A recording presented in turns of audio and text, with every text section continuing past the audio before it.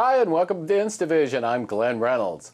Well, we're running up to the 2014 election season, and I've got a special guest with me here today. I first saw her give a real smash hit speech at the Dallas Tea Party in 2009, and the video is still on YouTube. At over 100,000 views, I think. She's been working tirelessly with Tea Party groups ever since in the Dallas and in the Garland, Texas Tea Parties, and now she's running for Congress in the 32nd District of Texas. Her website is KatrinaForCongress.com, and her name is Katrina Pearson. Welcome, Katrina. Hi, Glenn. Thank you so much for having me on. It's great to be on PJTV again. It's great to have you. So what made you decide to run for office? Well, at the end of the day, being involved in politics at the Tea Party level, which means we've been heavily in the weeds of policy at the local, state, national level.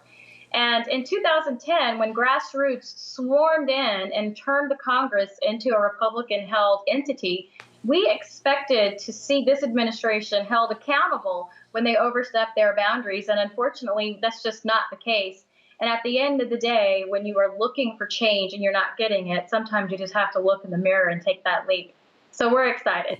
So you're the change you've been waiting for, huh? Well, somebody's got to step up and end all this. I think that's right. I think it's good that you are. I think people should do that.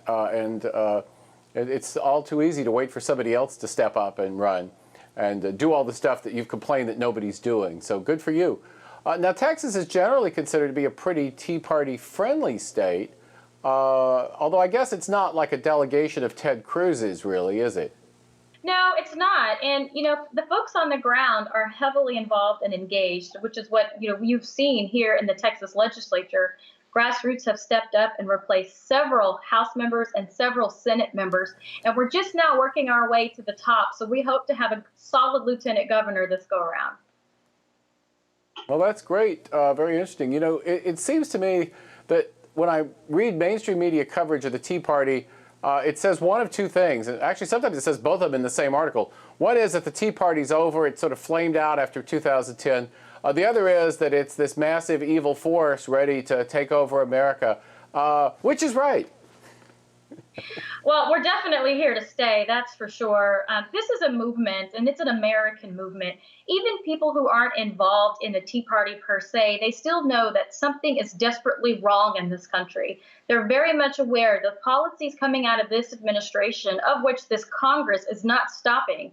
They are involved and engaged, and just now are starting to figure out we have to do something about it. And frankly, we're running out of time. So 2014 is going to set the precedent to how many people are going to be involved in this next presidential election cycle. It's interesting. One of the Tea Party senators who was brought in was Mike Lee of Utah, and he's got a new tax reform proposal. And a lot of people are describing it as part of this wave of what Tim Carney calls libertarian populism. That is, it's small government, but it's not focused on Wall Street and K Street as so many Republican proposals have been. What do you think about Mike Lee's proposals?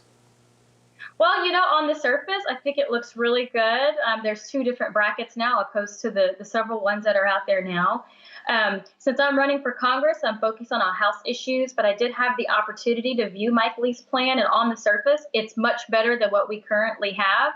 And in his state of Utah, there are about 181,000 single-parent homes, and I'm not quite sure how this is going to affect the individual with children, whereas in Texas, we have 2.5 million folks. So I'm definitely going to look into the details of his plan.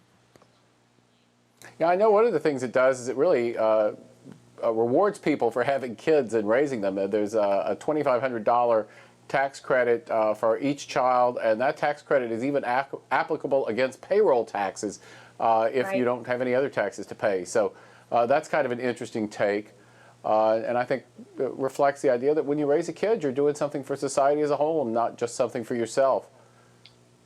Well, and I think that fundamental tax reform should go hand in hand with welfare reform, because many of these people aren't paying into the system to begin with or getting payroll taxes removed for that matter. So I think they have to go hand in hand. This is definitely a step in the right direction.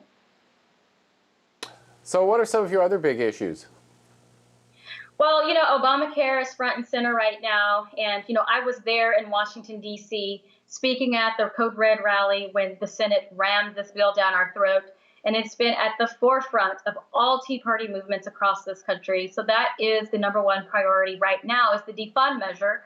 Our current congressman has been standing in the way of this, as many of you already know.